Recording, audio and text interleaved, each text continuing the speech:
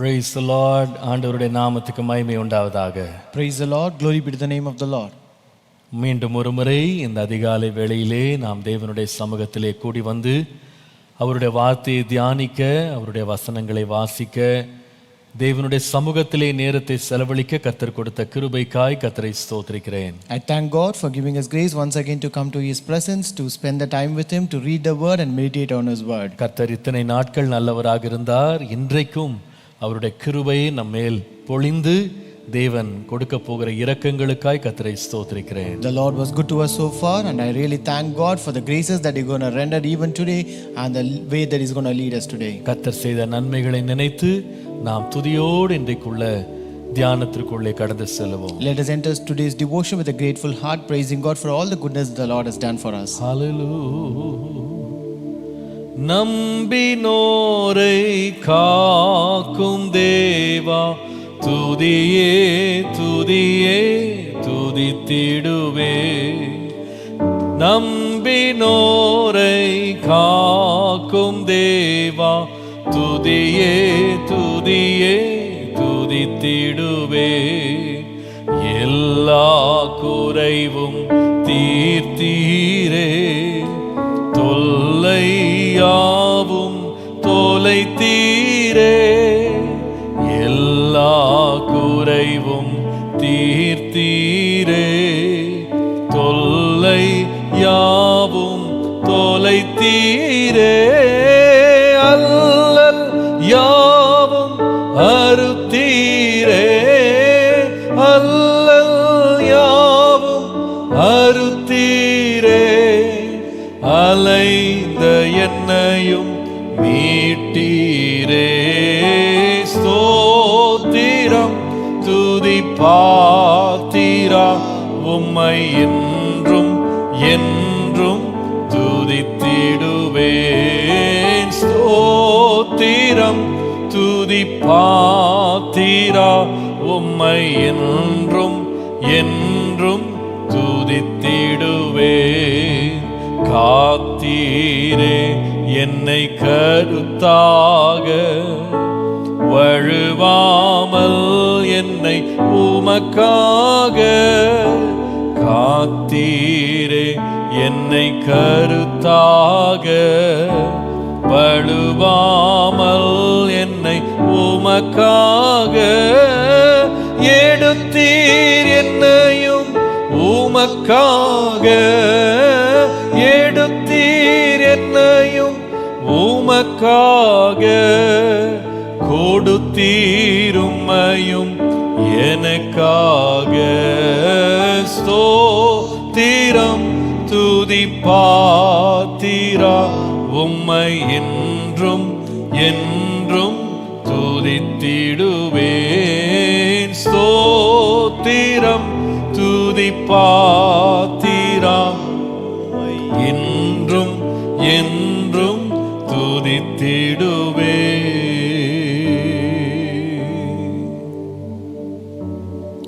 நன்றி ஆண்டவரே. Thank you, Lord. நன்றி ஆண்டவரே.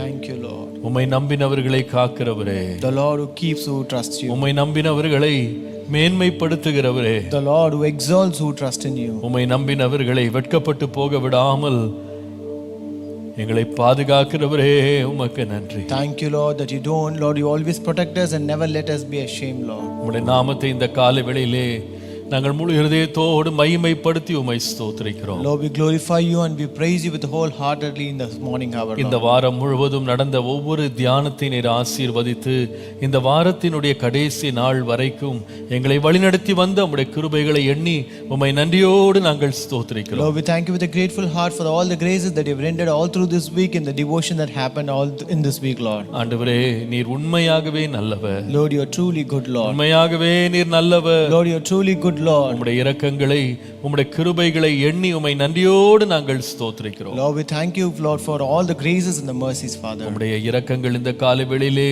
எங்கள் மேல் பிரகாசிக்கும்படி நாங்கள் ஜெபிக்கிறோம். We also pray that your mercies may shine upon us this morning. நீர்தான் ஆண்டவரே எங்களை போதிக்கிறவர். You are the one who teaches us, Lord. உம்மை அல்லாமல் எங்களுக்கு ஒன்றும் தெரியாதப்பா. Lord, we don't know anything but you alone, Lord. நீர் எங்களை சகல சத்தியத்திற்குள் நடத்தும். Lord, you lead us into all truth, Lord. இன்றைக்கு நாங்கள் கற்றுக்கொள்ள வேண்டிய மகத்துவங்களை ஆண்டவரே நாங்கள் கற்றுக்கொள்ளும்படி எங்கள் மனக்கண்களை திறந்தருளும் சுவாமி. Lord, open the eyes of our heart that we may behold the wondrous things of your word, Lord. இன்றைக்கு அநேகர் வாஞ்சையோடு தாகத்தோடு கர்த்தருடைய வார்த்தைக்காய் இந்த காலையிலேயே காத்திருக்கிறார்கள் அப்பா. Lord, many people are waiting with a great thirst and a passion for your word this morning, Father. எத்தனை பேர் எவ்வளவு ஏக்கத்தோடு வாஞ்சையோடு ஆண்டவரே ஒரு ஆயத்தத்தோடு இந்த காலையிலே காத்திருக்கிறார்கள். Lord, how many people are waiting with a earning, Lord, with a passion and a desire, Lord, for your word, Lord. ஆவியானவரே நீரும் மிகுந்த வாஞ்சையோடு எங்கள் மத்தியிலே வந்திருக்கிறீர். Lord, you also have come amidst us with a great desire, Father. அடியேனை இரத்தத்திற்குள் மறைத்து நீர் வெளிப்படும். Cover your servant under your blood and you reveal yourself, Father. இயேசுவின் நாமத்தில் பிதாவே. In Jesus' name we pray.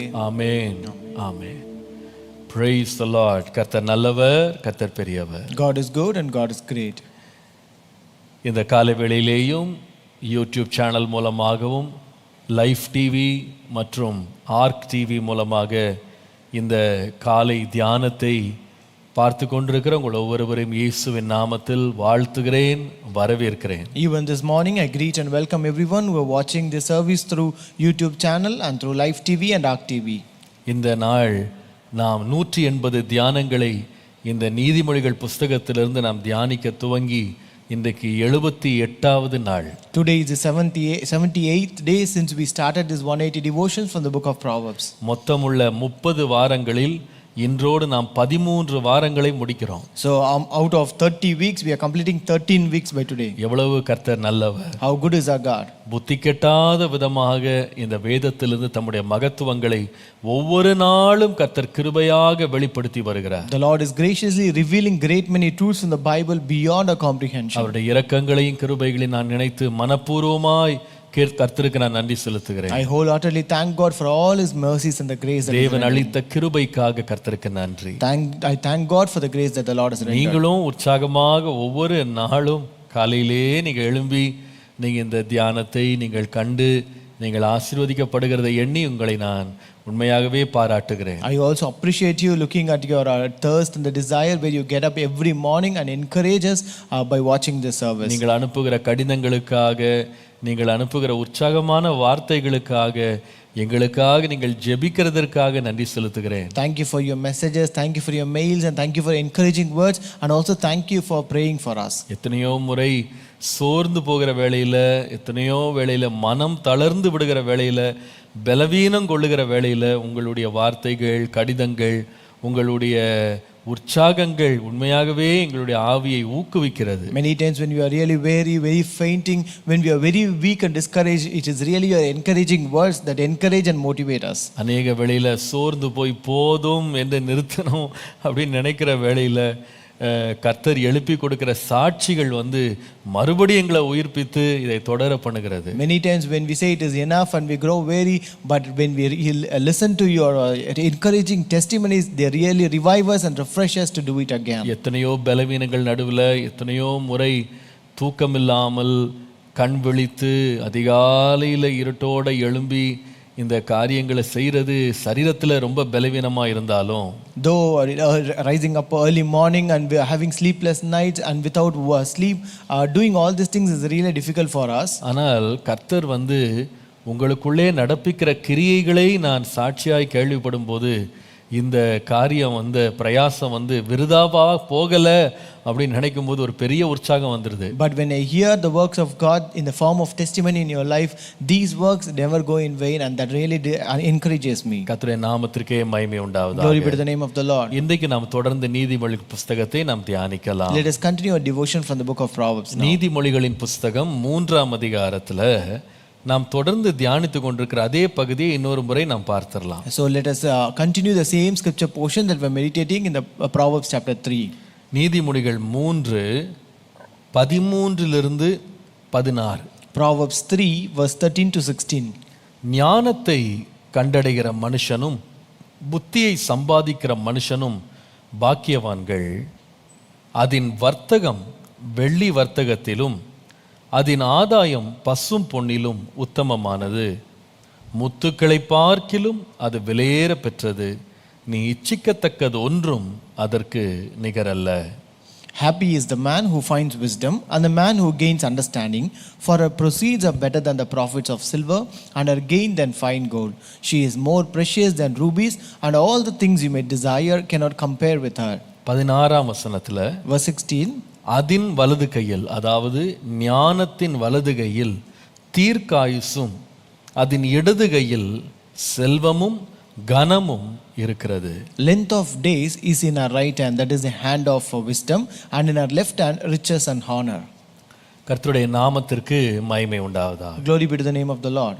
ஞானத்தை குறித்து ஆண்டவர் கிருபையினாலே நாம் பலமுறை தியானித்து விட்டோம். By the grace of God, we have meditated about this wisdom many times.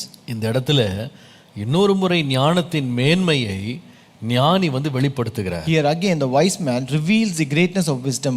அவர் ஞானத்தை பொன்னோ வெள்ளியோ அல்லது முத்துக்களோ இணையாக சமநிலையில் நிறுத்தவே முடியாது என்று அவர் ஆணித்தரமாக சொல்லுகிறார். Here he says very sternly that this wisdom cannot be compared with silver or gold or rubies. காரணம் ஏன்? The reason is, 3 காரணங்கள். ஒப்பிட முடியாத நிகரற்ற ஞானமாய் இது பிரகாசிப்பதற்கு 3 காரணங்கள். 3 reasons why wisdom is incomparable to them. பொன்னோ வெள்ளியோ முத்துக்களோ இவைகளெல்லாம் பூமியிலிருந்து வருகிறது, ஆனால் ஞானமோ பரத்திலிருந்து இறங்கி வருகிறது. Gold, silver and rubies, they come out of the earth, but wisdom comes from above. ஏன் இது நிகரற்றது என்று கேட்டா, இந்த வெள்ளி பொன் முத்துக்கள் என்பது இந்த உலகத்தில் கைவிட்டு எண்ணக்கூடிய ஒரு சிலர் கையிலே மாத்திரம் அல்லது பாக்கியம் பெற்ற ஒரு சிலர் கையிலே மாத்திரம் தான் இருக்கிறது. So why this is incomparable? It's because gold, silver and rubies are with only a privileged few. பணம் உள்ளவர்கள் ஐஸ்வர்யவான்கள் மாத்திரம் தான் இதை வாங்க முடியும், சவதரிக்க முடியும், சேர்க்க முடியும். Only rich and people who have much money can only get them or store them. ஆனால் ஞானமோ தேவன் கேட்கிற யாவருக்கும் பாரபட்சம் இல்லாமல் தருகிறார். But wisdom is given to everyone by the Lord whomsoever asks him. ஆகவே அது நிகரற்றது. Therefore it is incomparable. மூன்றாவது, வெள்ளியோ பொன்னோ அல்லது முத்துக்களோ வாங்கக்கூடியவை, விற்கக்கூடியவை, பரிமாறிக்கொள்ள கூடியவை, ஏன் அதை திருடி கூட விடலாம். And third reason is that this gold, silver and rubies, they can be bought, sold, they can be exchanged or even robbed. ஆனால் ஞானமோ வாங்கவும் முடியாது, அதை விற்கவும் முடியாது, மற்றவர்களோடு அதை நாம் பரிமாற்றம் செய்து கொள்ள முடியாது, எல்லாவற்றுக்கும் மேலாக இன்னொருவருடைய ஞானத்தை திருடவும் முடியாது. But wisdom can never be bought, nor sold, nor exchanged, nor even robbed. கர்த்தருடைய நாமத்திற்கு மகிமை உண்டாவதாக. Glory be to the name of the Lord. ஆகவேதான் ஞானத்தை சம்பாதிக்கிற மனுஷன் ரொம்ப பாக்கியவான் எழுதியிருக்கு. That's why it says the man who finds wisdom is a blessed one. கர்த்தருடைய நாமத்திற்கு மகிமை உண்டாவதாக. Glory be to the name of the Lord. 16ஆம் வசனம் வரும்போது இந்த ஞானத்திற்கு 2 கை இருப்பதாகவும்,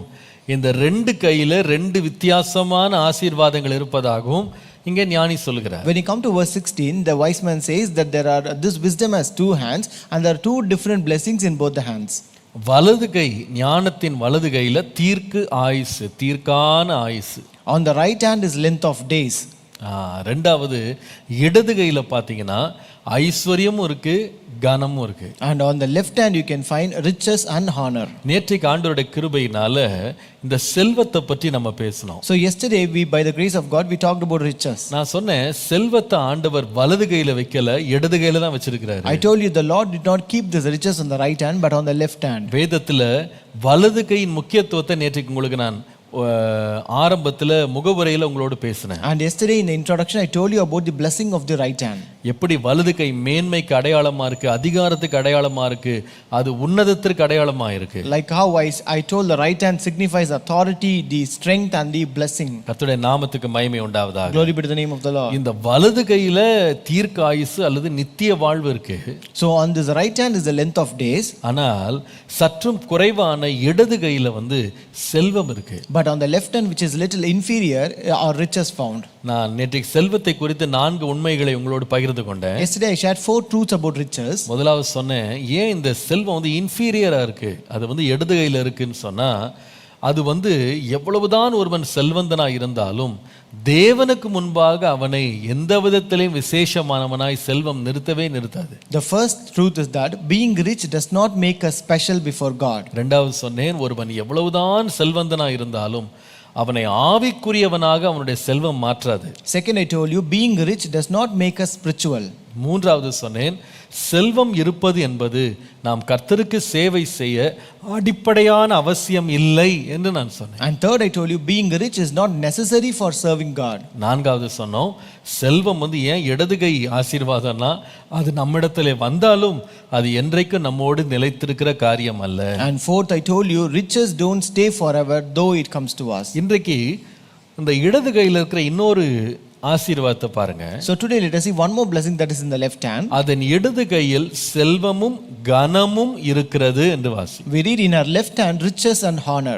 கனம், Honor. அல்லது மேன்மை, மரியாதை, கௌரவம் என்று எத்தனை வார்த்தைகள் வேணா நீங்க சொல்லலாம். So you can add any other words you want, respect, honor or regard, anything. கர்த்தருடைய நாமத்திற்கு மகிமை உண்டாவதா. Glory be to the name of the Lord. இந்த ஐஸ்வர்யம் ஆனாலும் சரி, கனம் ஆனாலும் சரி, ரெண்டுமே கர்த்தரிடத்திலிருந்து தான் வருகிறது, கர்த்தரிடத்திலிருந்து தான் வர வேண்டும். So this riches and honor, they both should come from the Lord and it comes only from the Lord.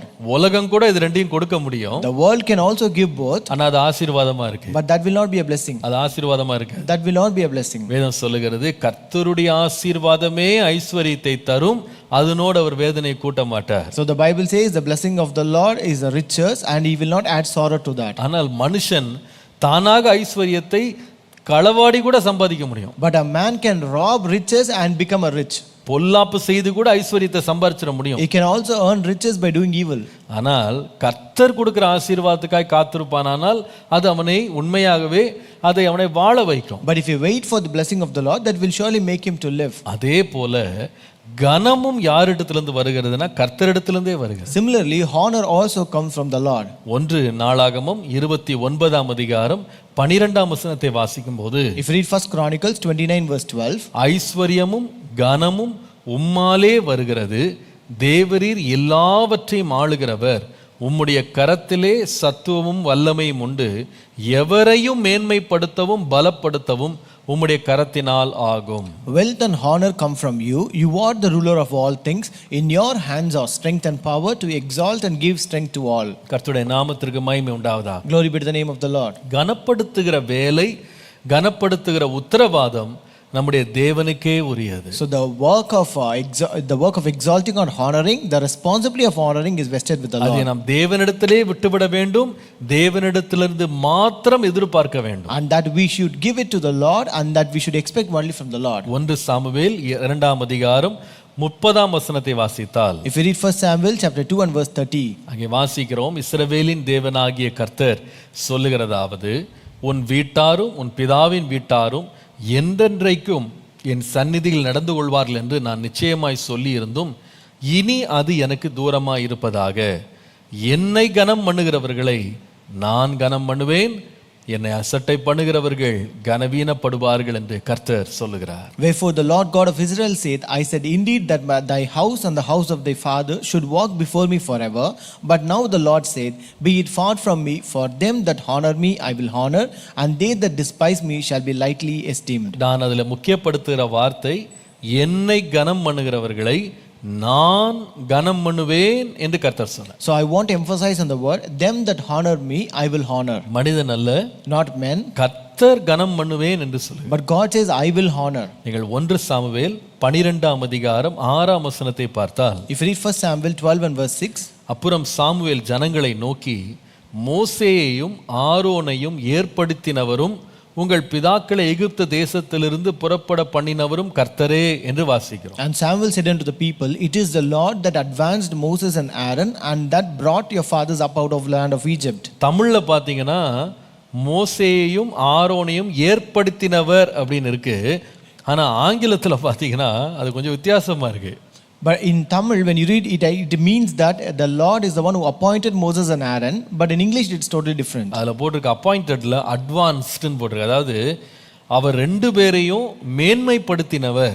So it says the Lord is the one who advanced Moses and Aaron. ரெண்டு பேரையும் உயர்த்தினவர். He is the one who exalted Moses and Aaron. அதேதான் நாம் வாசிக்கிறோம், இந்த மோசே வந்து பார்வோனுக்கு ஒரு தேவனாக இருந்தான்னு சொல்லி வாசிக்கிறோம். That's why we read this, Moses was God to Pharaoh. கர்த்தருடைய நாமத்துக்கு மகிமை உண்டாவதாக. Glory be to the name of the Lord. அப்போ உயர்த்துகிறவர், அட்வான்ஸ் பண்ணுகிறவர், நம்மை மேன்மைப்படுத்துகிறவர் கர்த்தர். So it is God who honors, who exalts and who advances us. நம்ம எல்லாருக்கும் ரொம்ப தெரிஞ்ச ஒரு சங்கீதம் 91ஆம் சங்கீதம். So a familiar psalm is Psalm 91.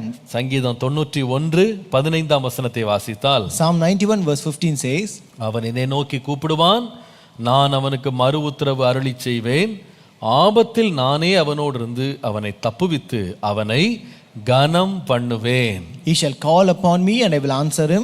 I will be with him in trouble. I will deliver him and honor him. கர்த்தரே கனம் பண்ணுகிறவர். God himself honors us. நாம கேட்டெல்லாம் கனம் பண்றது இல்ல. It is not that we ask and then he honors us. கர்த்தர் கனம் பண்ணுகிறார். God himself will honor us. அதைதான் நீங்கள் 2 நாளாகமம் 1ஆம் அதிகாரம் 11ஆம் வசனத்திலிருந்து வாசிக்கும்போது, That's what when you read in 2 Chronicles chapter 1 and from verse 11 onwards, தேவன் சாலமோனை நோக்கி சொல்லுகிறார், the Lord said unto Solomon, இந்த விருப்பம் உன் இருதயத்தில் இருந்தபடியினாலும் நீ ஐஸ்வரியத்தையும் சம்பத்தையும் கனத்தையும் உன் பகைஞரின் பிராணனையும் நீடித்த ஆயுசையும் கேளாமல் நான் உன்னை அரசாள பண்ணின என் ஜனத்தை நியாயம் விசாரிக்கத்தக்கதாக ஞானத்தையும் விவேகத்தையும் நீ கேட்டபடியினாலும் ஞானமும் விவேகமும் தந்திருக்கிறதும் அல்லாமல் உனக்கு முன் இருந்த ராஜாக்களுக்காகிலும் உனக்கு பின்னிருக்கும் ராஜாக்களுக்காகிலும் இல்லாத ஐஸ்வரியத்தையும் சம்பத்தையும் கனத்தையும் உனக்கு தருவேன் என்றார். And God said to Solomon, because this was in thine heart, and thou hast not asked riches, wealth, or honor, nor the life of thine enemies,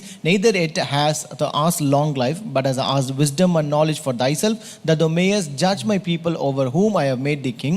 Wisdom and knowledge is granted unto thee, and I will give thee riches and wealth and honor, such as none of the kings have had that have been before thee, neither shall there any after thee have the like. கனம் என்று சொல்வது கேட்டு வாங்குறது இல்ல. Honor is not that you demand or ask. கனம் என்பது கர்த்தரா தர்றது தான். It is given by God himself. Solomon தேவனுக்கு பிரியமானதின் மேல் தன் கவனத்தை திருப்பினான். Solomon set his focus upon the thing that he desired. கர்த்தர் விரும்பினதை அவன் விரும்பினான். He desired what God desired. கர்த்தருடைய விருப்பம் என்னன்னா ஞானத்தை நீ சம்பாதிக்கணும்ன்றது கர்த்தருடைய விருப்பம். God's desire was that he should obtain or gain knowledge and wisdom. அதே விருப்பம் சாலமோனுக்கு இருந்தது. Solomon also had the same desire. முடிவு என்னன்னு சொன்னா அவன் கேளாத கனத்தை கர்த்தர் அவனுக்கு தந்தார். So therefore the end was the Lord also gave him the honor which he never asked for. யோவான் 12ஆம் அதிகாரம் 26ஆம் வசனத்தை வாசிக்கும்போது, If you read John 12 and verse 26, ஒருவன் எனக்கு ஊழியம் செய்கிறவனானால் என்னை பின்பற்ற கடவன், நான் எங்கே இருக்கிறேனோ அங்கே என் ஊழியக்காரனும் இருப்பான், ஒருவன் எனக்கு ஊழியம் செய்தால் அவனை பிதாவானவர் கனம் பண்ணுவார். If any man serve me, let him follow me, and where I am, there shall also my servant be. If any man serve me, him will my Father honor. கர்த்தர் தான் கனம் பண்ணுவார். It is God who should honor. நம்ம விளங்கிக் கொள்ளணும் நல்லா. We have to understand this properly. இந்த கனத்தை குறித்து நான் யோசித்தேன். I was thinking about this honor. இடது கையில் கனம் அப்படின்னு போட்டிருக்கே. It says that the honor is in the left hand. இந்த கனத்தை குறித்து நான் தியானித்த பொழுது கர்த்தர் தான் கனத்தை தரணுமே தவிர வேற எந்த வழியிலும் நம்ம கனம் வரக்கூடாது. So when I meditate about this, only God should honor us and it should not come in any other ways. பாருங்க, கர்த்தர் கனம் பண்ணாத ஒரு கனத்தை குறித்து நம்ம ரொம்ப ஜாக்கிரதையா இருக்கணும். We should be very careful about the honor which the Lord has not honored. கர்த்தர் நமக்கு மகிமையும் கனத்தையும் நமக்கு முடிசூட்டாம வேற எதன் வழியிலேயே இந்த கனம் வருமானால் அது நமக்கு வேதனையில தான் முடியும். If this honor and glory comes in any other ways other than being crowned by the Lord, it will be always painful. கர்த்தர் கொடுக்காத ஒரு கனத்தை நாம பெற்றுக்கொண்டாலும் அது நமக்கு ஆசீர்வாதமா இருக்காது. Even if we receive an honor which is not given by God, that will not be a blessing to us. அது நமக்கு சுமக்க முடியாத ஒரு பாரமாக மாறிடும். That will become a burden which we cannot carry. அது தேவனுடைய திட்டங்களுக்கும் ஆசீர்வாதங்களுக்கும் நோக்கங்களுக்கும் நம்மை வெகு தூரம் விலக்கிவிடும். That will stray us away, very far away from the purpose and plans of God. அதனால எந்த கனம் வந்தாலும் கர்த்தரே நம்மை கனம் பண்ணினார் என்று நான் உறுதியா சொல்றபடி கனம் இருக்கணும். So whatever honor we may receive, we should be very confirmed that this is being given by God alone. கர்த்தருடைய நாமத்திற்கு மகிமை உண்டாவதாக. Glory be to the name of the Lord. கர்த்தர் கொடுக்காத கனம் ஒன்னு இருக்கா? So is there any honor that is not given by God? அப்படி ஒன்னு இருக்கா? Is there something like that? இருக்கு. Yes, it is. வேதத்தை நீங்க வாசித்தீங்கன்னா 3 விதங்கள்ல கர்த்தர் கொடுக்காத ஒரு கனத்தை ஒரு மனுஷன் பெற முடியும். So if you read the Bible, you can see there are 3 places or 3 ways in which a man can get this honor. நான் சொல்லுகிற இந்த காரியங்கள் நம்மளுடைய அறிவுக்கு மாத்திரம் இல்ல, நம்முடைய எச்சரிப்புக்கும் இது உதவும் நான் நினைக்கிறேன். So I think whatever I say will not be alone helping for a blessing, but it will also be a warning to us. பொதுவாகவே எந்த ஒரு நல்ல பொருள் ஒரிஜினலா இருக்குன்னா அதுக்கு ஒரு டூப்ளிகேட்டும் விற்கப்படும். So generally when there is an original product, there will be also duplicate product of it. விசேஷமா ரொம்ப விலை உள்ள பொருள் தான் டூப்ளிகேட்டா மாத்துவாங்க. Especially a precious or very costly product will have its duplicate. எதுல நல்ல லாபம் கிடைக்குமோ அதுல தான் வந்து டூப்ளிகேட் செய்வாங்க. So in whatever they can gain much, only then they can make a duplicate ரொம்ப copies. மலிவான பொருட்களை யாரும் டூப்ளிகேட் பண்ணி விற்க மாட்டாங்க, ஏன்னா அது ஏற்கனவே மலிவானது. So no person will make duplicates of very cheap products because it is already very cheap. நான் நினைக்கிறேன் கனம் கர்த்தர் கொடுக்கிறது என்பது ரொம்ப விசேஷமானது. So I think this honor which is given by God is very precious. அது ரொம்ப மேன்மையானது. It is very valuable. கர்த்தருடைய நாமத்திற்கு மகிமை உண்டாவதாக. Glory be to the name of the Lord. பிசாசானவன் என்ன செய்வான்னா தேவன் கொடுக்கிற மகத்துவமான கனத்தை அவன் ஒரு டூப்ளிகேட்டா கிரியேட் பண்ணி நம்மளை வந்து அதை பர்சீவ் பண்ண வைப்பான். So this devil will make a duplicate of this honor which is given by God, and he will make us to pursue it. இன்றைக்கு அது மாதிரி ஒரு டூப்ளிகேட்டான கனம் மரியாதை, டூப்ளிகேட்டான பொய்யான மாயான ஒரு கனம் இருக்கா அப்படின்றத 3 காரியங்களை உங்களுக்கு காண்பிக்கிறேன். So I want to show you 3 things just to know whether do we have any kind of duplicate honor. கர்த்தருடைய நாமத்திற்கு மகிமை உண்டாவதாக. Glory be to the name of the Lord. யோவான் எழுதின சுவிசேஷம் 8ஆம் அதிகாரம் 54ஆம் வசனத்தை பாருங்க. Let us see John chapter 8 verse 54. இயேசு பிரதியுத்தரமாக, என்னை நானே மகிமைப்படுத்தினால் அந்த மகிமை வீணாயிருக்கும். என் பிதா என்னை மகிமைப்படுத்துகிறவர், அவரை உங்கள் தேவன் என்று நீங்கள் சொல்லுகிறீர்கள். Jesus answered, if I honor myself, my honor is nothing. It is my Father who honors me, of whom you say that he is your God.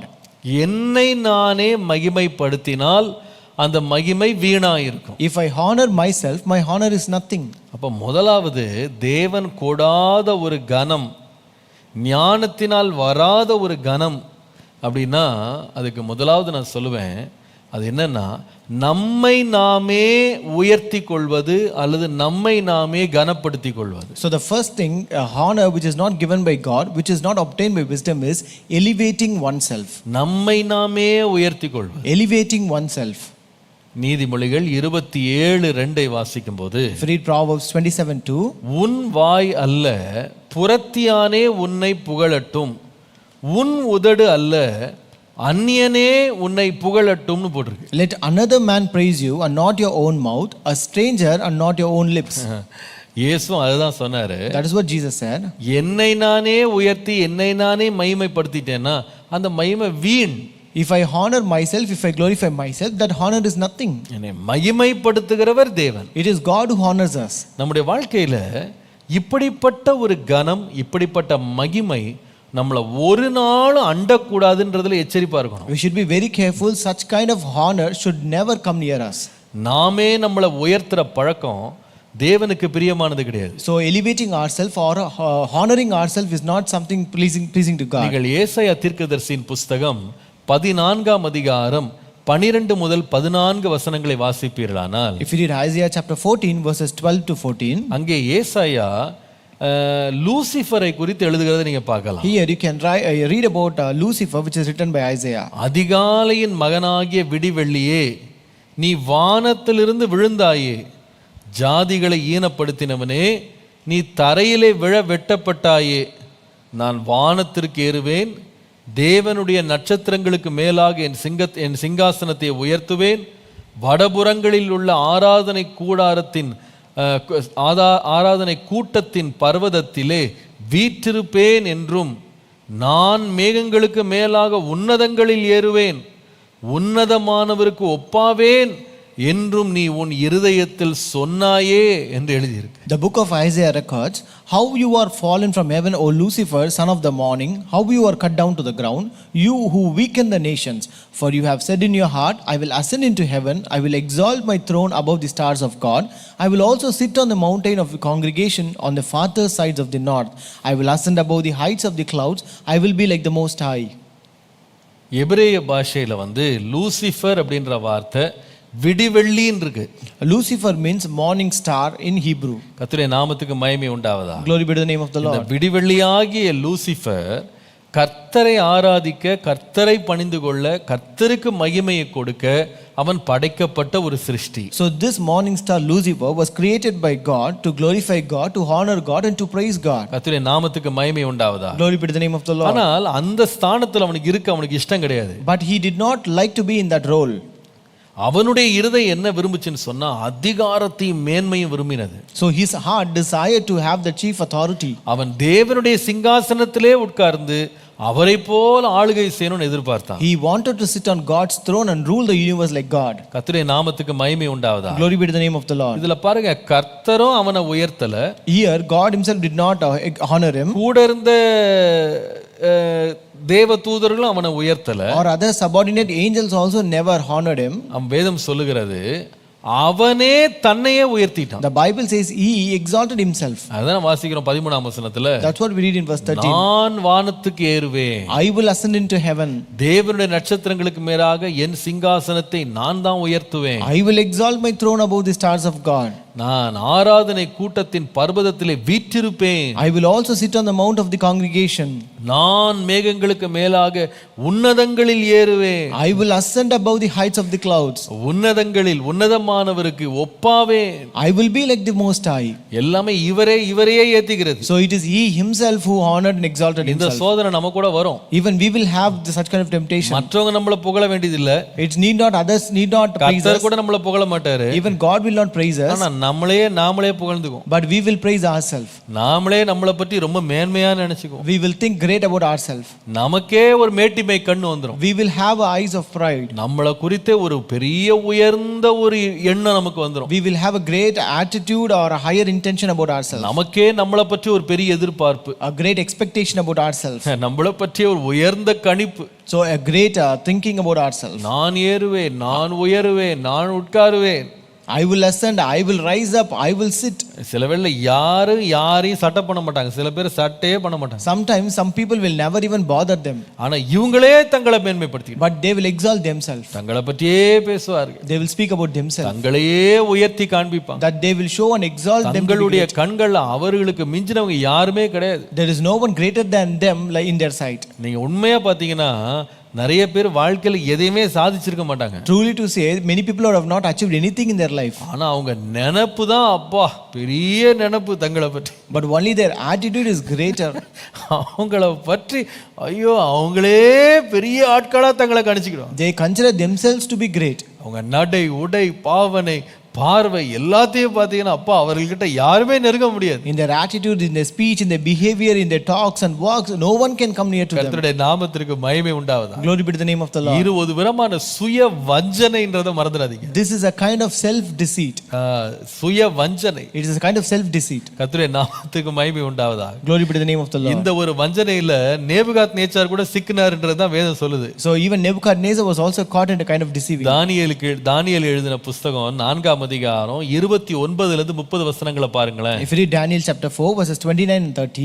12 மாதம் சென்ற பின்பு ராஜா பாபிலோன் ராஜ்யத்தின் அரண்மனையின் மேல் உலாவி கொண்டிருக்கும் போது, இது என் வல்லமையின் பராக்கிரமத்தினால் என் மகிமை பிரதாபத்திற்கென்று ராஜ்யத்திற்கு அரண்மனையாக நான் கட்டின மகா பாபிலோன் அல்லவா என்று இவரே தனப்பா சொல்லிட்டார். At the end of 12 months he walked in the palace of the kingdom of Babylon. The king spake and said, Is not this great Babylon that I have built for the house of the kingdom by the might of my power and for the honor of my majesty? பொதுவாக அந்த காலத்துல ராஜாக்கள்லாம் வந்து தங்களை துதிபாடுறதுக்குனே ஒரு கும்பல காசு கொடுத்து வச்சிருந்தாங்க. So generally in those days these kings would have people who would praise them and they are paid to praise the king. அவங்களுக்கு சம்பளம் கொடுத்து வச்சிருந்தாங்க. They are paid a salary to praise அதாவது பாட்டு ரொம்ப நல்லா இருக்கு, சிறப்பா இருக்கு, ரொம்ப இவங்கள புகழத்தக்கதா இருக்கு அப்படின்னா இன்னும் கொஞ்சம் எக்ஸ்ட்ரா காசு வேற கிடைக்கும். வெள்ளி காசு, தங்க காசு எல்லாம் வேற கிடைக்கும். If the song is really pleasing them, it is praiseworthy, then sure they will give an extra coins of gold and silver. அப்ப இந்த மாதிரி தங்களை புகழ்றதுக்கு கூட்டம் ஒன்று இருந்தாலும் நேபுகாத்நேச்சாருக்கு அது கூட பத்தல. Though this king Nebuchadnezzar had a group to sing praises about him, that was not enough for him. அவரு மற்றவங்க தங்களை புகழ்ந்ததுல கூட திருப்தி அடையாம தன்னையே அவரே புகழ்ந்துட்டார். He was not even satisfied by being praised by others, therefore he exalted and praised himself. அது தேவனுக்கு பிரியமானது இல்ல. That was not pleasing to God. 31ஆம் வசனத்துல படித்தீங்கன்னா, If you read verse 31, அந்த வார்த்தை ராஜாவின் வாயில் இருக்கும் போதே, தானியேல் 4:31, ராஜாவின் வாயில இருக்கும் போதே வானத்திலிருந்து ஒரு சத்தம் உண்டாகி, ராஜாவாகிய நேபுகாத்நேச்சாரே, ராஜ்யபாரம் உன்னை விட்டு நீங்கிற்று. while the word was in the king's mouth, there fell a voice from heaven saying, O King Nebuchadnezzar, to thee it is spoken, the kingdom is departed from thee. தானியேல் 4:32 பாருங்க. Daniel 4:32. நீ மனுஷரிலிருந்து தள்ளப்படுவாய், And they shall drive thee from men, வெளியின் மிருகங்களோடு சஞ்சரிப்பாய், and their dwelling shall be with the beast of thy field. ஆளுகை ராஜ்யத்தில் நீ மாடுகளைப் போல புல்லை மேய்வாய். They shall make thee to eat grass as oxen. இப்படியே உன்னதமானவர் மனுஷருடைய ராஜ்யத்தில் ஆளுகை செய்து தமக்கு சித்தமா இருக்கிறவனுக்கு அதை கொடுக்கிறார் என்பதை நீ அறிந்து கொள்ளும் மட்டும் 7 காலங்கள் உன்மேல் கடந்து போகும் என்று உனக்கு சொல்லப்படுகிறது என்று விளம்பினது. And 7 times shall pass over thee until thou know that the Most High ruleth in the kingdom of men and giveth it to whomsoever he will. நான் இந்த நேபுகாத்நேச்சாரை கொஞ்சம் யோசித்து பார்த்தீங்கன்னா, If you think about this king Nebuchadnezzar, உண்மையாவே அவர் மேன்மையான ராஜா தான். he was really a great ruler. ஏன்னா உங்களுக்கு தெரியும், அவன் கண்ட சொப்பனத்துல கூட கர்த்தர் அவனுக்கு கொடுத்த சொப்பனம், கொடுத்த விளக்கம் கூட என்னன்னு கேட்டா, பொன்னான தலை நீரேன்னு சொன்னார். So even in the dream which the Lord gave him, he said, you are that golden head.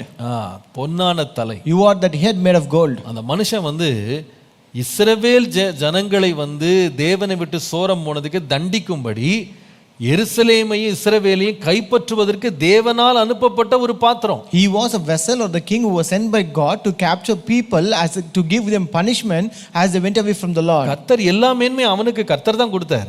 The Lord himself gave all these exaltations. தன்னுடைய கரத்தின் ஊழியக்காரனா கர்த்தர் அவனை வைத்திருந்தார். The Lord set him as the hand of his as a servant of his hand. கர்த்தருடைய நாமத்துக்கு மகிமை உண்டாவதாக. Glory be to the name of the Lord. ஆனா கர்த்தர் கொடுத்த மேன்மை பத்தாது, மனுஷன் கொடுத்த மேன்மையும் பத்தாதுன்னு தன்னையே அவன் மேன்மைப்படுத்த நினைச்சான் பாருங்க, அங்கதான் பிரச்சனை. But when he is not satisfied with the praises and the greatness that the Lord has given and also given by men, and where he began to exalt himself, that is where he had this problem. தன்னை ஆசீர்வதித்த தேவனை அவன் acknowledge பண்ண மறக்கறான் பாருங்க, அங்கதான் பிரச்சனை வருது. So when he failed to acknowledge God who bestowed all these blessings on him, that is when he has this problem. இதை குறித்து நம்ம ரொம்ப எச்சரிப்பா இருக்கணும். We should be very careful about this. யோபு இதை பற்றி சொல்லும் பொழுது, when Job says about this, யோபு 31:24 முதல் 28 வாசிப்பீர்களானால், Job chapter 31 verses 24 to 28, அவர் சொல்லுவாரு, நான் பொன்னின் மேல் என் நம்பிக்கையை வைத்து தங்கத்தை பார்த்து நீ என் ஆதரவு என்று நான் சொன்னதும், என் ஆஸ்தி பெரியதென்றும் என் கைக்கு மிகுதி கிடைத்ததென்றும் நான் மகிழ்ந்ததும், சூரியன் பிரகாசிக்கும் போதும் அல்லது சந்திரன் மகிமையாய் செல்லும் போதும்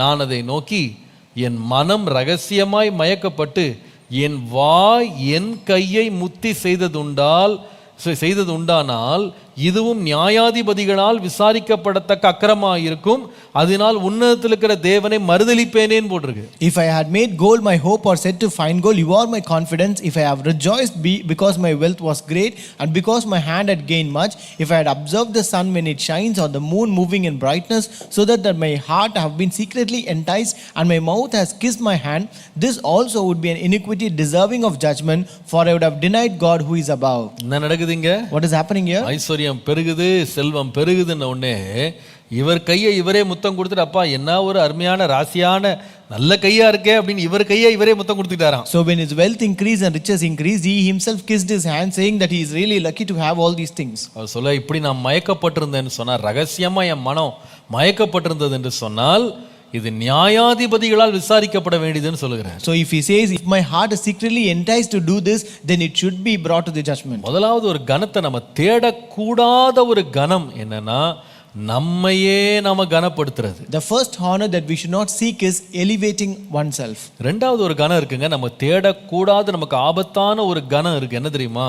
The second honor which is dangerous, which should not be sought by us. Luca 20:46. Luke chapter 20 verse 46. நீண்ட அங்கிகளை தரித்து கொண்டு திரியவும், சந்தை வெளிகளில் வந்தனங்களை அடையவும், ஜெப ஆலயங்களிலும் முதன்மையான ஆசனங்களில் உட்காரவும், விருந்துகளில் முதன்மையான இடங்களிலும் இருக்கவும் விரும்பி என்று போடுறது. Beware of the scribes which desire to walk in long robes and love greetings in the markets and the highest seats in the synagogues and the chief rooms at feasts. கர்த்தருடைய நாமத்துக்கு மகிமை உண்டாவதாக. Glory be to the name of the Lord. முதலாவது சொன்னேன், தேவனுக்கு பிரியமில்லாத கனம் ஒருவன் தன்னையே கனப்படுத்திக்கிறது. First I told you the honor which is not pleasing to God is elevating oneself.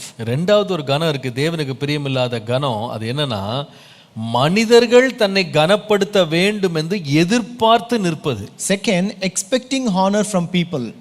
இன்னைக்கு நிறைய பேருக்கு எதிர்பார்ப்புக்கு ஒரு அளவே கிடையாது. Today many people don't have a limit for expectation. என்னை இப்படி பார்க்கணும், என்னை இப்படி நினைக்கணும், என்னை இப்படி கனம் பண்ணணும், என்னை இப்படி மேன்மைப்படுத்தணும். யாருன்னு கேட்டா மனுஷன். So people should see me this way, they should regard me, they should honor me, they should exalt me this way. இதனுடைய விளைவு என்னன்னு கேட்டிங்கன்னா, அந்த வேதபாரகர் பரிசேயர் நீண்ட அங்கிகளை தெரிச்சுக்கிறது, அவங்க வந்தனங்களை சந்தை வழிகளில் தேடுறது, அவங்க ஜெப ஆலயங்களில் உயர்ந்த ஆசனங்களில் இவங்களே உட்கார்றது, விருந்துக்கு போனால் சீஃப் சீட்ஸை தேடுறது, இதெல்லாம் எதுக்குன்னு சொன்னால் தங்களை ஜனங்கள் மதிக்கணுன்ற ஒரு எதிர்பார்ப்பு. So as a result they walk with long robes and they love greetings in the market, they expect high seats in synagogue and they also expect chief seats in the feast. It's because they want or expect honor from people. அதனால தான் மத்தேயு 6ஆம் அதிகாரத்துக்கு வருவீங்கன்னா 3 காரியத்தை பற்றி ஆண்டவர் பேசுறாருங்க. That's why if we come to Matthew chapter 6, there are 3 things which the Lord speaks about. ஒன்று கொடுப்பது, இன்னொன்று ஜெபிப்பது, இன்னொன்று உபவாசிப்பது. One is the deeds or alms, other one is praying, the third is fasting. இந்த மாயக்காரர் என்ன செய்தாங்கன்னா, இந்த மூன்றையுமே மனிதர் தங்களை கனப்படுத்துவதற்காக அதை பயன்படுத்திட்டாங்க. So these hypocrites used all these things that people may honor them. அதுதான் அவர் சொல்கிறார். முதல் 4 வசனங்களை வாசித்தீங்கன்னா, மத்தேயு 6ஆம் அதிகாரம் முதல் 4 வசனங்கள்ல, if you read Matthew chapter 6 first 4 verses, மனுஷர் காண வேண்டும் என்று அவர்களுக்கு முன்பாக உங்கள் தர்மத்தை செய்யாதபடி எச்சரிக்கையா இருங்க. Take heed that you do not do your charitable deeds before men to be seen by them. இரண்டாம் வசனம் பாருங்க, verse 2, ஆகையால் நீ தர்மம் செய்யும்போது மனுஷரால் புகழப்படுவதற்கு மாயக்கார ஆலயங்களும் வீதிகளும் செய்வது போல உனக்கு முன்பாக தாரை ஊதுவியாதே. Therefore when you do a charitable deed, do not sound a trumpet before you as hypocrites do in the synagogues and the streets, that they may have glory from men. தானம் கொடுக்கிறது, தர்மம் கொடுக்கிறது, உதவி செய்யறது தப்பே கிடையாது. It is not wrong to give alms or do charitable deeds.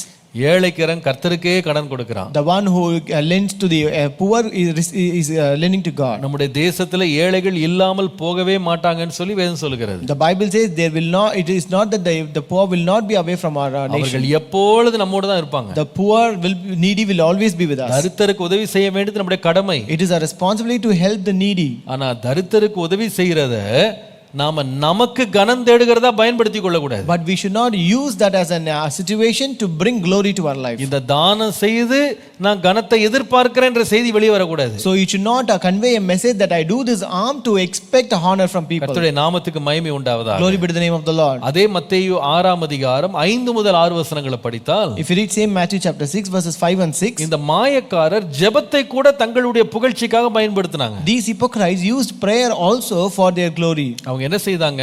What did they do? மனுஷர் காணும்படியாக அவர்கள் ஜெபாலயங்களிலும் வீதிகளிலும் சந்திகளிலும் நின்று ஜெபம் பண்ண விரும்புகிறார்கள். For they love to pray standing in the synagogues and on the corners of the street, that they may be seen by men. அப்ப அவங்க நோக்கமே என்னன்னா, ஜெபத்துல கர்த்தர் பார்க்கறாரா இல்லையோ மனுஷன் பார்க்கணும். Their intention and purpose is that whether God sees or not, but men should see. கர்த்தர் அங்கீகரிக்கிறாரா இல்லையோ மனுஷன் அங்கீகரிச்சிரணும். Whether the Lord acknowledges or not, men should acknowledge it. கர்த்தர் கனம் பண்றாரா இல்லையோ மனுஷன் கனம் பண்ணணும். No matter whether men God honors or not, men should honor them. நோக்கமே மனுஷன்கிட்ட எப்படி கனத்தை எதிர்பார்க்கிறது.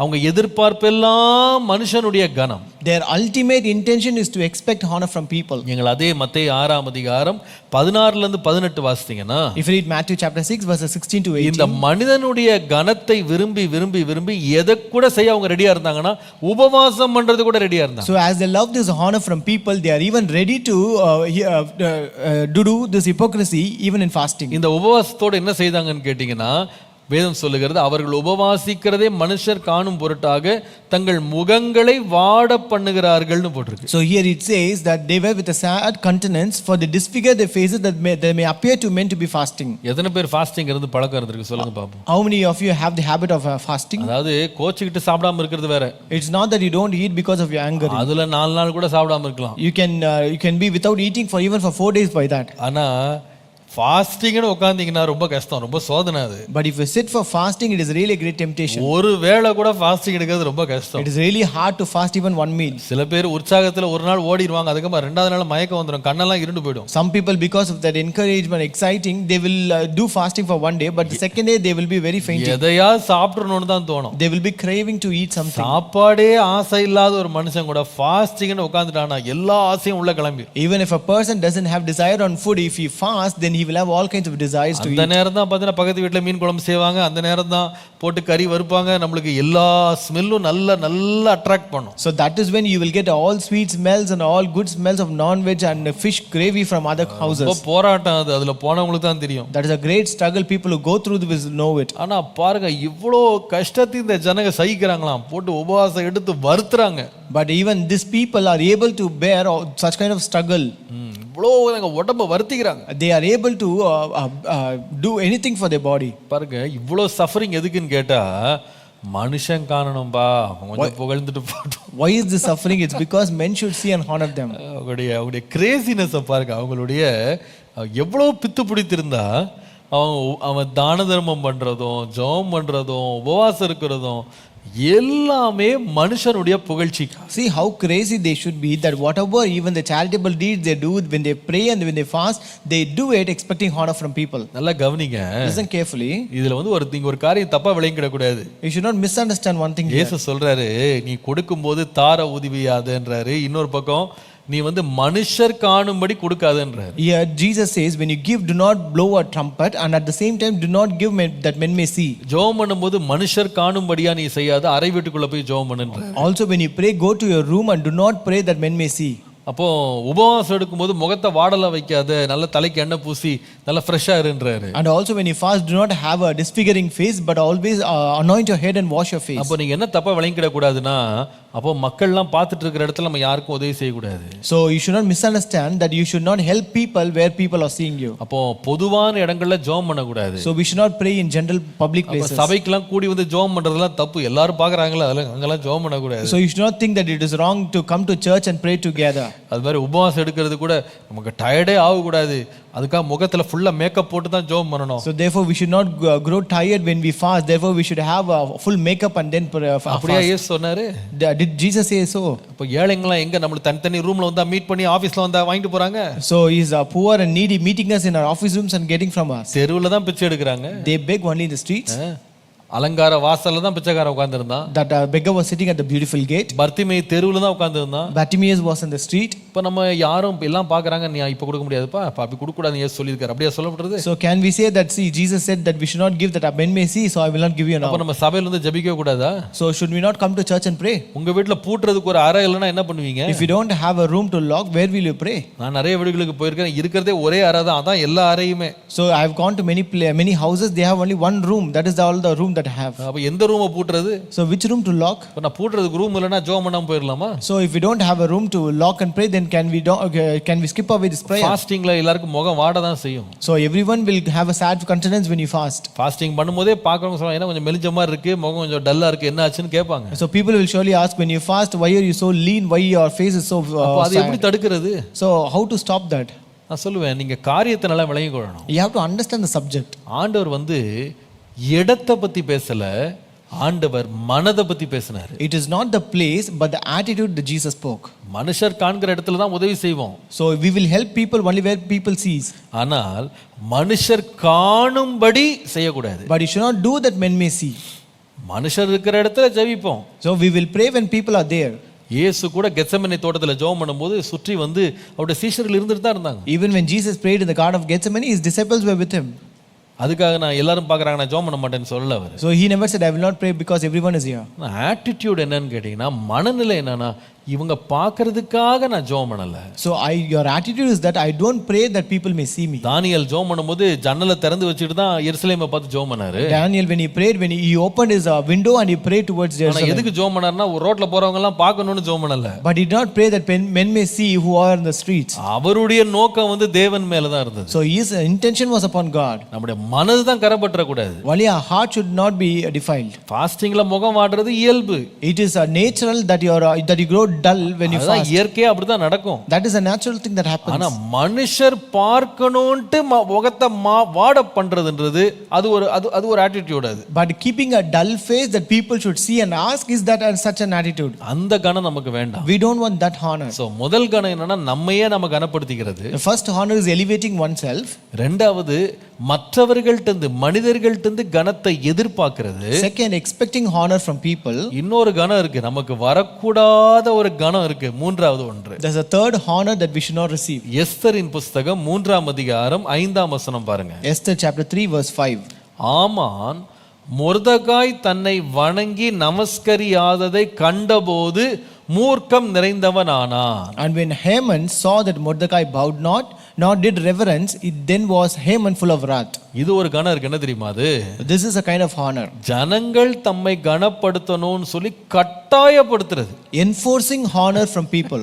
என்ஃபோர்ஸ் பண்றது, எல்லாம் என்ன கனம் பண்ணி தான் ஆகணும். Enforcing people that you should honor me. இது யாருடைய சுபாவம்னா ஆமானுடைய சுபாவம். This is a characteristic of Haman. இவர் நடந்தாருன்னா எல்லாரும் இவரை வந்தனம் பண்ணிடணும், எல்லாரும் இவரை கனம் பண்ணணும், அல்லது இவருக்கு ரொம்ப கோபம் வந்துடும். When he walks, everyone should honor him, everyone should greet him, otherwise he will be very angry. சில பேர் பாருங்க கனம் கிடைக்கும்னு எதிர்பார்த்துட்டு வெந்து போய் போவாங்க, கிடைக்கலன்ட்டு. So some people will expect this honor, but when they don't get, they just go away as such. சில பேர் இருக்காங்க, நீ கொடுக்கலன்னா அவ்வளவுதான், உன்னையே நான் ஏதாவது பண்ணிடுவேன். But some people are there who say, if you don't honor me, then I will do some harm to you. அதை என்ஃபோர்ஸ் பண்ணுவாங்க. They will enforce it. கட்டாயப்படுத்துவாங்க. They will compel it. நான் சொல்லுவேன், இது கர்த்தர் விரும்புற கனம் கிடையாது. This is not a honor that is pleasing to God. மக்களை கட்டாயப்படுத்தி என்ன கனம் பண்ணு, Enforcing people to honor them. என்ன கௌரவம் பண்ணு. You have to honor me.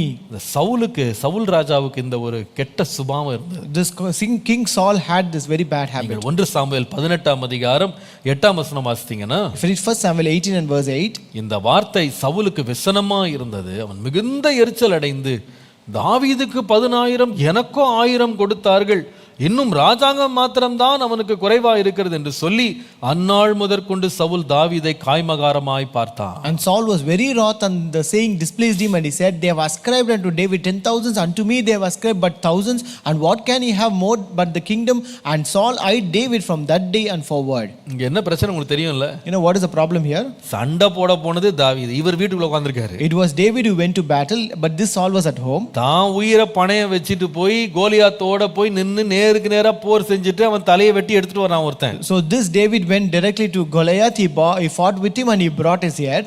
இவரு ராஜான் தான் பேரு. ஒரு கோழை ரூம்குள்ள உட்காந்துக்கிட்டு தன்னுடைய வெப்பன்ஸ், தன்னுடைய ஆர்மர், தன்னுடைய எல்லா கவசத்தையும் கொடுத்து நீ எந்த எடுத்துட்டு போ, நீ போ போ போன்னு இவரை விரட்டுறாரு. But this Saul was king, but he was very timid. He was sitting at home and he gave his armor and he gave all his sword and he asked him to take it to the battle. இவரு சண்டைக்கும் போகல, யுத்தமும் பண்ணல, ரூம்குள்ள உட்கார்ந்து ஒளிஞ்சிக்கிட்டு பயந்துட்டு உட்கார்ந்து இருக்கிற மனுஷன். This man who did not go to battle or even battle, and then he was just timid sitting at home. வெற்றி கிடைத்த ஒரு பையனுக்கு அவன் கேட்காமலே ஊராரே சேர்ந்து பாடுறாங்க, சவுல் கொன்றது 1000, தாவீது கொன்றது 10,000 பாட்டு பாடினாங்க. Unto a boy who got the success, the entire people of that nation were singing song. What he did not even demand, that what Saul killed was thousands and David killed 10,000. அவங்க பாடினது நியாயம் தானே? It is true and it is right. What நீ ராஜா, நீ என்ன பண்ணணும்னா ஜனங்களுக்கு அதிபதியாக அவருடைய பிரதிநிதியா நீ போய் சண்டை போடணும். You as a ruler and the king, you should go and battle for the people. அவன் தான் 40 நாளா கூப்பிட்டுட்டு தானே இருக்கான். He was calling for 40 days, right? ஒரு ஆள் அனுப்பி என்னோட சண்டை போடுறதுன்னு கேக்குறான்.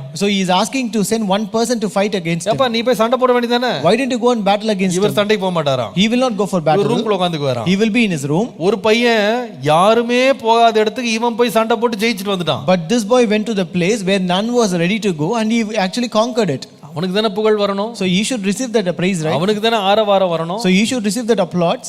எல்லாரும் அவனை தானே கொண்டாடுவாங்க. Everyone will they celebrate only him. கொண்டாடிட்டாங்கன்னு எனக்கு படாம அவனுக்கு படிட்டாங்க. But when everyone celebrated, then he was very wrath that they sang to him. அப்ப இவருக்கு என்ன மனசுல நினைப்புனா, நான் ராஜாவா இருக்கேன், யுத்தத்துக்கு போகாட்டி கூட என்னதான் புகழணும். So what was the intention in his heart is that I am the king, even if I don't go into battle, please people should praise me. அதனால தாவீதை அந்த நாள் முதல் காய்மகாரமா பார்த்து அவன் வாழ்நாள் உயிரோடு இருக்கிற வரைக்கும் சவுல் இவனை நாயை போல விரட்டிட்டு இருந்தாங்க. And therefore Saul eyed David from that day onwards and he was chasing David like a dog until the end of his life. நான் இன்னைக்கு காலைல அதை வாசித்த போது நான் நினைச்சுக்கிட்டேன் மனசுக்குள்ள, பரவாயில்ல தாவீதையாவது டார்கெட் பண்ணான். இன்றைக்கு இருக்கிற ஆட்கள் தாவீது இல்ல, அந்த பாட்டு பாடின அத்தனை பொண்ணுங்களையும் கொண்டு போட்டுருப்பானுங்க. So when I read this, I thought it is better that this Saul targeted only David, but in present days they will even kill everyone who sang that song. யாரை கேட்டு நீ அவனை பாடுவ? So how can you sing song about him? நான் ஒரு ஆள் இங்க உட்கார்ந்திருக்கேன், I am here sitting here. எப்படி அவனை பாடுவ? How can you sing about him? பாருங்க, இது என்ன சொன்னா டிமாண்ட் பண்றது. So this is something you demand. Extract பண்ண ட்ரை பண்றது. என்ன புகழு, என்ன கனம் பண்ணு, You should honor me. என்ன உயர்த்து. You should exalt me. இது இந்த விதம் என்ஃபோர்ஸ் பண்றதுக்கு பாருங்க, அந்த கனத்தை மக்கள்கிட்ட வந்து கேட்டு வாங்குறது மாத்திரம் இல்ல, அதை வந்து கட்டாயப்படுத்தி வாங்குறதுக்கு பாருங்க, அது ஒரு நல்ல சுபாவம் கிடையாது. This kind of not only demanding but enforcing honor from people is not a good character. நான் சொல்லுவேன், இது வந்து சவுல் ராஜா பத்தி நம்ம படிக்கிறோம், எத்தனை பேர் தங்க வீட்டில் டிமாண்ட் பண்றாங்க தெரியுமா? So we read about King Saul, but there are people who demand this from their houses. என்ன மதிக்கல, You don't respect me. நான் உங்க வீட்டுக்கு வந்தேன், என்ன மதிக்க, நான் யாரு, மாப்பிள்ளை நானு, என்ன மதிக்கல. I came to your house, I am the son-in-law, but you are not at all honoring me and respecting me. உங்க அப்பா எழுந்து நிக்கல, Your father is not standing உங்க before அம்மா me. எழுந்து நிக்கல, Your mother is not standing before எனக்கு me. அதை கொடுக்கல, இதை கொடுக்கல. They did not give me this and that. நான் யார் தெரியுமா? நானு You know who am I? வேலைக்கு போறனா கூட மாப்பிள்ளை தான் நானு. So even if I go to work, I am the son-in-law. நான் சம்பாதிக்கல கூட நான் தான் மாப்பிள்ளை. Even if I don't earn, I am the son-in-law. நான் யுத்தத்துக்கு போறனா கூட நான் தான் ராஜா. Even if I don't go to battle, I am the king. இவர் பாருங்க, இங்க இந்த சவடால் விடுறாரு, வேலைக்கு போனா ஒரு பையன் மதிக்க மாட்டான். This man gives so much of challenges here, but when he go to work, no one will respect him. என்ன பெருமைங்க. See how much he boasts about ஐயோ, himself. சில பெண்களுக்கு என்ன பெருமைங்க. So how many girls, women will have such kind of boasting? கல்யாணம் ஆகிற வரைக்கும் இந்த பிள்ளைகள் வந்து பாத்தீங்கன்னா மாப்பிள்ளை கிடைச்சா போதும்னு இருப்பாங்க. Until they are married, they will be waiting, if I get a groom, that is enough. கல்யாணம் ஆயிட்டு ஒரு குழந்தை பிறந்துட்டு ஐயோ, அவங்க தலையில ஒரு 4 கொம்பு முளைச்சிரும். But once they are married and they bear a child, then that's all, they will have horns on their heads. எல்லாரும் கனம் பண்ணணும். Everyone should respect them. என்னதான் முதல்ல கூப்பிடணும். And they will invite me எனக்கு தான் first row, I should get the first row. எனக்கு தான் எல்லாம் கிடைக்கணும். I should get everything. அவங்கள கொஞ்சம் அப்படி நிராகரிச்சிட்டாங்க அல்லது மறந்துட்டாங்க, அவங்கள விட்டுட்டாங்க, ஐயோ அவ்வளவுதான், மோத தூக்கி வச்சுட்டு உட்காந்துட்டோம். So if they have forgotten them or disregarded a bit, that's all, they will do something else. அவங்க எல்லாரும் வந்து அவங்கள்ட்ட மன்னிப்பு கேட்கணும், காலில் விழணும், அம்மா மன்னிச்சுக்கம்மா, ஐயா மன்னிச்சுக்க ஐயா அப்படின்னு. அதுக்கப்புறமா இவர் கன்சிடர் பண்ணுவார். Everyone should fall at their feet, they plead her, and they should ask forgiveness from her, and only then she will consider. அவரை போய் கூட்டு வரணும் வெளியில இருந்து. They have to go and call and bring them in. நான் எதிர்பார்ப்புங்க. How much they expect? சில வேளையில அப்பா சொல்லுவாங்க அடிக்கடி, இந்த கல்யாணத்திலயும் இந்த கர்மாதியிலையும் எல்லாவனுக்கும் கொம்பு முளைச்சிருவாங்க. So father used to say very often, even in marriages and funerals, everyone will have horns. அது வரைக்கும் 10 பைசா கொடுக்க மாட்டான். Until then they will not even give 10 paise. ஆனா கல்யாணத்துல ஐயோ அவர் பண்ற பந்தாவை பாத்தீங்கன்னா, But when சில கல்யாணங்கள் இருக்கும், there will be certain marriages, அதாவது ஒரு மாமா தான் கை பிடிச்சு கொடுக்க வேண்டியதா இருக்கலாம், the uncle may have to give in hand, அல்லது மாமா தான் வந்து கையெழுத்து போட வேண்டியதா இருக்கலாம். uncle should have signed that. ஏற்கனவே சொல்லியிருப்போம், நீங்க தான் சாட்சி கையெழுத்து போடணும்னு. It had been already informed that he should sign in the witness. கரெக்டா சாட்சி கையெழுத்து போடுற நேரம் வெளியே போயிடுவார் இவர். So correctly at the time of signing he will be out. எல்லாம் தேடுவாங்க, அலசரி போடுவாங்க, ஐயோ மாமாவை காணமே, இவர சித்தப்பாவை காணமேன்னு தேடுவாங்க. Everyone will be confused, they will be searching for him, uncle is missing. 4 பேர் வெளியே போனா இவர் வெளியே கூலா நின்னுட்டு இருப்பார். So when 4 people runs out, no, he will be standing out coolly. 4 பேர் அவரை கை தாங்களா பிடிச்சிட்டு வந்து, மாமா நீ கையெழுத்து போடலன்னா கல்யாணமே செல்லுபடி ஆகாது அப்படின்னு சொல்லி அவர் கையெழுத்து அப்படியே கை தாங்களா பிடிச்சிட்டு உள்ள. அப்பதான் அவருக்கு ஒரு கௌரவம், அப்பா என்ன அப்படி இழுத்துட்டு வந்தாங்க பாரு. Only when 4 people go beg him and bring him, only if you come and sign, then this marriage will be valid. So come and sign please, only then he will be எத்தனை அடக்க ஆராதனைங்க நாங்க பார்த்திருக்கோம். We have seen many funeral services.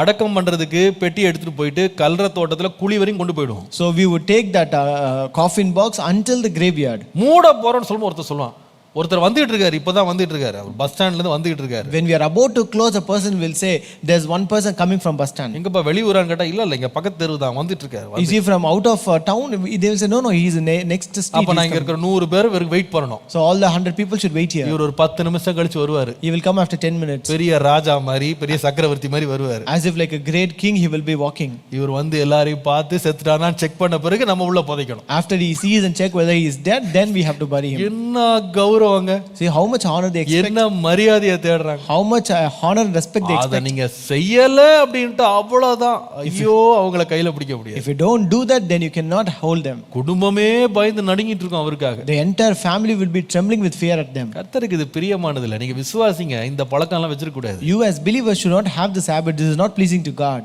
நான் சிறுகவும் அவர் பெருகவும். Let me decrease and let him increase.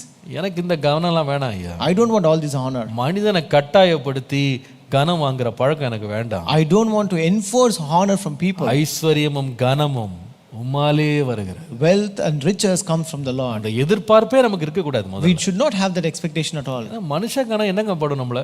What will the honor of men do? உண்மையான கனம் கர்த்தர்ட்ட இருந்து வருது. With the true honor comes from the Lord. அதனால தான் இயேசு சொன்னாரு யோவான் 5:41 That's why நான் மனுஷரால் மகிமையை ஏற்றுக்கொள்ளுகிறது இல்லைன்னு சொன்னார். That's what Jesus said in John 5:41. I receive not honor from men. மனுஷரால் நான் ஏற்றுக்கொள்றதே கிடையாது. I receive not honor from men. எப்படி இருக்கு பாருங்க. How it is? நம்முடைய வாழ்க்கையில இப்படிப்பட்ட மாயையான பொய்யான கனத்திற்கு நம்ம ஒரு நாள் விழுந்துடவே கூடாது. So we should never fall into such kind of honor in our life. முதலாவது கனம் என்ன? First honor is what? மாயையான கனம் கனத்தை நமக்கே நாம் கொடுத்து கொள்வது. So first kind of duplicate honor is elevating ourselves. இரண்டாவது கனத்தை மனிதரிடத்திலிருந்து எதிர்பார்ப்பது. Second, expecting honor from people. மூன்றாவது கனத்தை நாம மற்றவர்களிடத்திலிருந்து கட்டாயப்படுத்தி பெறுவது. Third, enforcing honor from people. மூன்று நமக்கு வேண்டாம். We don't want all these three. ஞானத்தை பிடித்தீங்கன்னா If you hold on to wisdom, அதோட இடது கையில கனம் வரும். and honor will come in its left hand. Amen. Amen. கர்த்தர் இந்த ஞானத்தினால் நம்மை நிரப்புவாராக. May the Lord fill us with that wisdom. உண்மையானவைகளை மேன்மையானவைகளை பற்றிக்கொள்ள கர்த்தர் கிருபை தருவாராக. Let God give us grace to hold on to that is true and that is great. சாலமோனை போல ஞானத்தை தேடினால், If we seek wisdom like Solomon, கேளாத கனத்தை கர்த்தர் தருவார். the Lord will give honor which we don't ask. ஜெபம் பண்ணுவோம். Let us pray. பரிசுத்த பிதாவே உம்மை ஸ்தோத்திரிக்கிறோம். Our Holy Father, we praise you. ஐஸ்வர்யமும் கனமும் உம்மாலே வருகிறது. Lord, wealth and honor come from you. நீர் எவனையும் மேன்மைப்படுத்த வல்லவர். Lord, you are able to exalt any person, Lord. இந்த காலை வேளையில Lord, this morning, however, ஆண்டவரே, கனத்தை எங்களுக்கென்று நாங்களே கொடுத்து கொள்ளுகிற பழக்கமோ, மக்களிடத்திலிருந்து கனத்தை எதிர்பார்க்கிற பழக்கமோ, மற்றவர்களை கனப்படுத்த வேண்டும் என்று கட்டாயப்படுத்துகிற ஒரு ஆமானின் ஆவியோ எங்களுக்கு இருக்குமானால் எங்களை தயவு செய்து அவைகளிலிருந்து விடுவிக்கும்படி இந்த காலைவெளியில் நாங்கள் ஜெபிக்கிறோம். Lord, this morning, if we have this habit of elevating ourselves or expecting honor from people or enforcing honor from people like Haman, Lord, if you have such kind of spirit, Lord, remove and give a deliverance from our life from that, Lord. ஆண்டவரே, கனத்தை உம்மிடத்திலிருந்து பெற்றுக்கொள்ள எங்களை தகுதிப்படுத்திக் கொள்ள கிருபை தார். Lord, give us grace to make us worthy to receive honor from you, Lord. உம்முடைய நாமத்தை மகிமைப்படுத்து. Glorify your name.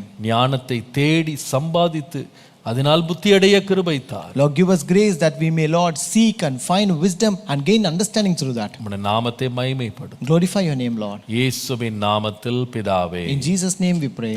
Amen. Amen.